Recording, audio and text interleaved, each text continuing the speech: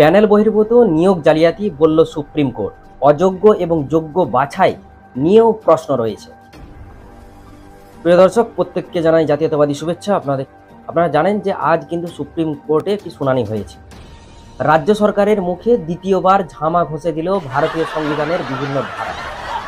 প্রথমে কলকাতা হাইকোর্টের রায়, এরপর আজ সুপ্রিম কোর্টের শুনানি ছিল। একেবারেই কিন্তু আজ রাজ্য সরকারের মুখে ঝামা ঘষা অবস্থা অষ্টাদশ লোকসভা নির্বাচন চলাকালে। সাময়িক স্বস্তি পেলেও এসএসসি মামলায় সুপ্রিম কোর্টের প্রধান বিচারপতি ডিওয়াই চন্দ্রচূড়ের কড়া প্রশ্নের মুখে পড়ল মুখ্যমন্ত্রী মমতা বন্দ্যোপাধ্যায়ের সরকার। আর পড়বেন না কেন বলুন তো? দুর্নীতির অতল সাগরে বর্তমানে আমাদের স্বপ্নের রাজ্য পশ্চিমবঙ্গ। প্যানেলে বহির্ভূত চাকরিকে সম্পূর্ণ জালিয়াতি বলে মন্তব্য করে রাজ্যের উদ্দেশ্যে প্রধান বিচারপতির প্রশ্ন।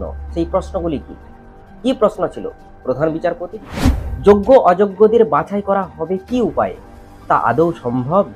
আর যোগ্য অযোগ্যদের বাছাই করতে গিয়ে কোনো ভুল হবে না, তারই বা কি নিশ্চয়তা রয়েছে? এটা জানতে চাই সুপ্রিম কোর্টের প্রধান বিচারপতি। একেবারে সঠিক প্রশ্ন করেছেন সুপ্রিম কোর্টের বিচারপতিরা। করবেন তো বটেই। এতবার অযোগ্য বাছাই করার নির্দেশ দেওয়া সত্ত্বেও হেলদোল থাকেনি রাজ্য সরকারের। এবার খেলা সামলাও।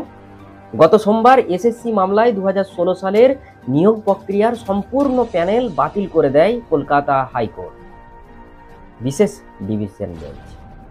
বিচারপতি দেবাংশু বসাক এবং বিচারপতি মোহাম্মদ সাব্বর রশিদের ডিভিশন বেঞ্চের এই রায়ের ফলে 25,753 জন শিক্ষক এবং শিক্ষাকর্মীর চাকরি চলে যায়।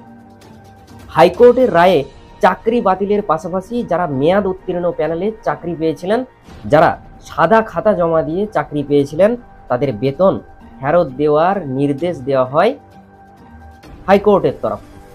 4 সপ্তাহের মধ্যে সেটা দেওয়ার নির্দেশ দেয়। 12% হারে সুদ সহ বেতন ফেরত দিতে বলা হয়েছে ওই চাকরি প্রাপকদের।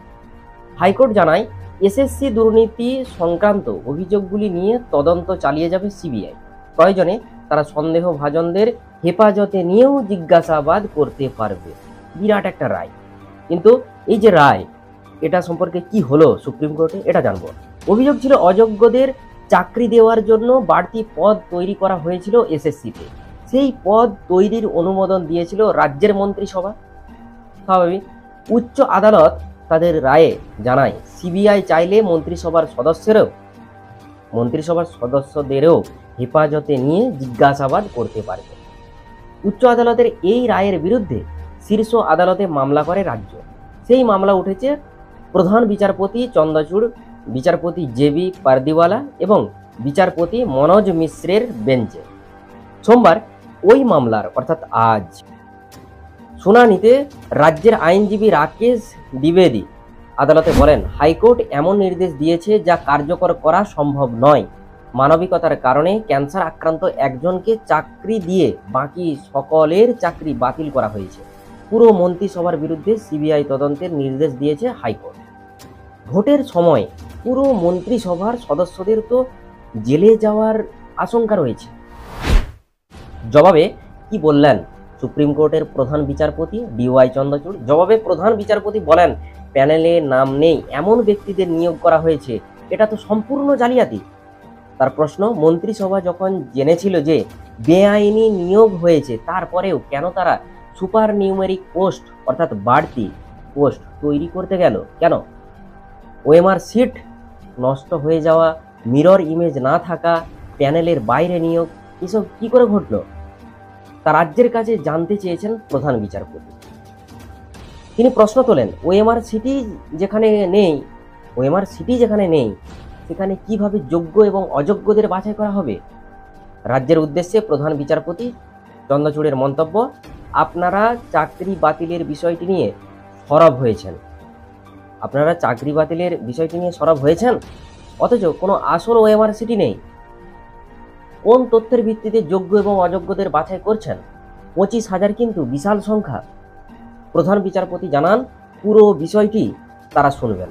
তবে মন্ত্রিসভার বিরুদ্ধে সিবিআই তদন্তের যে নির্দেশ উচ্চ আদালত অর্থাৎ হাইকোর্ট, কলকাতা হাইকোর্ট দিয়েছিল, তাতে স্থগিতাদেশ দিয়েছে সুপ্রিম কোর্ট। শীর্ষ আদালতে চাকরিহারাদের আইনজীবী মুকুল রোহতগি চাকরি বাতিলের নির্দেশেও স্থগিতাদেশের আবেদন করেন। তিনি বলেন, চাকরি বাতিল নিয়েও অন্তর্বর্তী স্থগিতাদেশ দেওয়া হোক। ইতিমধ্যে ভোটের কাজে অনেকে চলে গিয়েছেন, এই অবস্থায় ফিরে আসা সম্ভব নয়। কিন্তু প্রধান বিচারপতি তাতে স্থগিতাদেশ দেননি।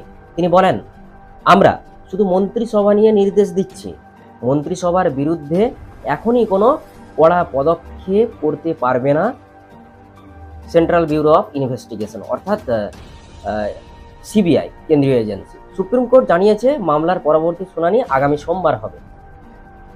অর্থাৎ এই যে আজ সোমবার একটা শুনানি হলো, এর পরবর্তী সোমবার আরেকটি কিন্তু শুনানি হবে।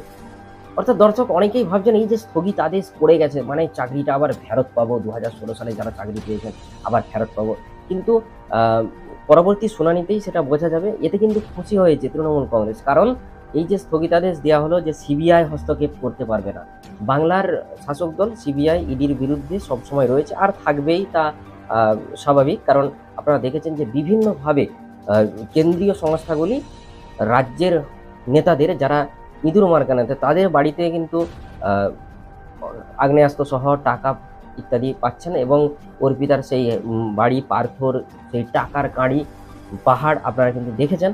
তো এখান থেকে সিবিআইয়ের উপর একটা রাগ কিন্তু রয়েছে শাসক দলের।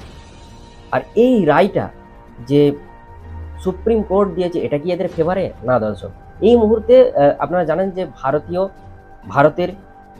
হচ্ছে পৃথিবীর দ্বিতীয় বৃহত্তম গণতান্ত্রিক দেশ, আর সেই দেশে নির্বাচন চলছে একেবারে জাঁকজমকপূর্ণভাবে, যেখানে কিন্তু প্রচুর মিলিটারি থেকে শুরু করে আপনার সেন্ট্রাল ফোর্স, সিআরপিএফ, যারা পুলিশ রয়েছেন তাদের কাজে লাগছে, যারা স্কুলে অর্থাৎ স্কুল সার্ভিস কমিশনের মাধ্যমে, যারা স্টাফ সিলেকশন কমিশন, এদের মাধ্যমে চাকরিতে জয়েন করেছেন তাদেরকে, অর্থাৎ সরকারি কর্মচারীদেরকে দিয়ে কিন্তু তাদেরকে অফিসার করা হচ্ছে, ঠিক আছে, বিভিন্ন জায়গায়। তো এই সুবাদে এই যে সিবিআই যদি এই সময়ে পশ্চিমবঙ্গের বুকে দাপিয়ে বেড়ায়, তাহলে কিন্তু আপনারা জানেন যে 25শে মে ভোট রয়েছে, তাহলে কি হবে? একেবারে ঘেটে ঘ হয়ে যাবে। সেই ভাবনা চিন্তাকে হয়তো, একেবারে বলছি না যে এই কারণেই, হয়তো ওই চিন্তাভাবনাকে মাথায় রেখেই কিন্তু সুপ্রিম কোর্ট এই স্থগিতাদেশটি দিয়েছে যে সিবিআই এই মুহূর্তে কোনো কড়া পদক্ষেপ নিতে পারবে না মন্ত্রিসভার বিরুদ্ধে, পশ্চিমবঙ্গের মন্ত্রিসভার বিরুদ্ধে। এরপরে যে শুনানি রয়েছে, সেই শুনানিতে কিন্তু কড়া পদক্ষেপ নিতে পারে, বার্তা কিন্তু দিয়ে দিয়েছে যে ওটা স্থগিতাদেশ দেওয়া হয়েছে, কিন্তু ওই যে স্থগিতাদেশ, এটা যে পার্মানেন্ট থাকবে এমনটা কিন্তু মোটেই নয়, কারণ এর পরবর্তী শুনানি রয়েছে সোমবার, নজর থাকবে সেই দিকে।